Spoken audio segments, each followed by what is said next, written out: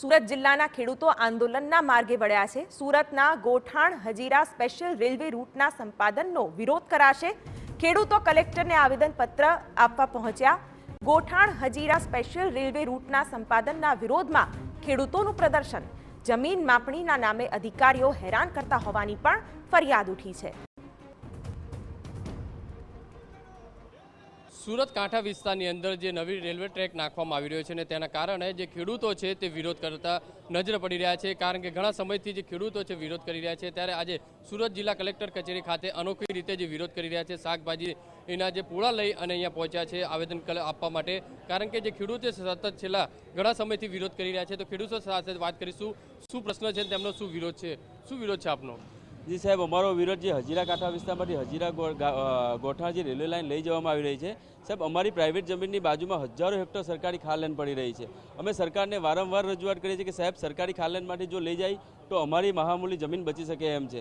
સરકાર એક બાજુ અમને સીઆરઝેડના કાયદાનો ડર બતાવી અમારી મહામૂલી જમીન પડાવી લેવાના પ્રયત્ન કરી રહી છે, જ્યારે બીજી બાજુ આ સરકાર સુરતના ડુમ્મસ વિભાગમાં સીઆરઝેડમાં પર્યટન માટે ડેવલપમેન્ટ કરીએ છીએ। તો શું સરકારને ત્યાં કાયદો નથી લાગતો? કારણ કે સીઆરઝેડના કાયદા ઓલ ઓવર ઇન્ડિયામાં એક સરખા લાગતા હોય છે, તો ક્યાંક ને ક્યાંક સરકાર સગ્ગા અને સાવકા કરી રહી છે। જે રીતે જોઈ શકાય અનોખી રીતે જે વિરોધ છે તે અલગ અલગ જે પોસ્ટ કરવામાં આવ્યા છે, પ્રાઇમ મિનિસ્ટરથી લઈને અલગ અલગ જે મંત્રીઓને જે રીતે જે પોસ્ટ કરવામાં છે આવેદનપત્ર, તેનો જે હાર્ક બનાવી અને જે વિરોધ કરી રહ્યા છે, શું વિરોધ આપનો?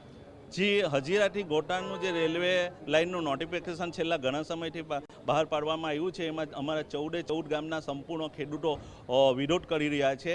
અને સંપૂર્ણ અમારો વિરોધ જ છે કે જે જૂની રેલવે લાઇન છે એનો ઉપયોગ કરીને દેશના વિકાસમાં ઉદ્યોગોને લાભ અપાવો તો અમને વાંધો નથી, પરંતુ નાના ખેડૂતોને મારી નાખીને એમની જમીન સસ્તા ભાવે પડાવીને ઉદ્યોગોનો વિકાસ કરવા આ સરકાર માંગે છે, એ અમને મંજૂર નથી। જે રીતે જોઈ શકાય છે કે અહીંયા મહિલા પણ જે આવેલા છે ખેડૂતો, તેમની સાથે વાત કરીશું।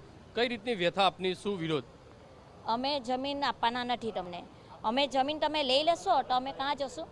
અમારે રહેવાની જગ્યા એટલી જ છે અને થોડું ઘણું જમીન બચે તેમાં અમારું શાકભાજી બનાવીએ છીએ અને અમે પછી ઘરકામ કરીને હું મારા ઘરનું ગુજરાન ચલાવું છું। તમે આવી રીતે લઈ લો તો અમે રસ્તા પર આવી જશું, એ માટે અમને ડર છે। જે રીતે જોઈ શકાય છે કે ખેડૂતો જે કાંઠા વિસ્તારના તે કલેક્ટર કચેરી ખાતે પહોંચ્યા છે અને પોતાનો જે વિરોધ છે તે દર્શાવી રહ્યા છે। ઘણા સમયથી ખેડૂતો જે કાંઠા વિસ્તારના જે ખેડૂતો છે તે વિરોધ કરી રહ્યા છે, ત્યારે જોવાનું રહ્યું કે હવે સરકાર તરફથી કઈ રીતનું સ્ટેન્ડ લેવામાં આવશે। કેમેરામેન સંજય ચંડેલ સાથે બલદુ સુથાર।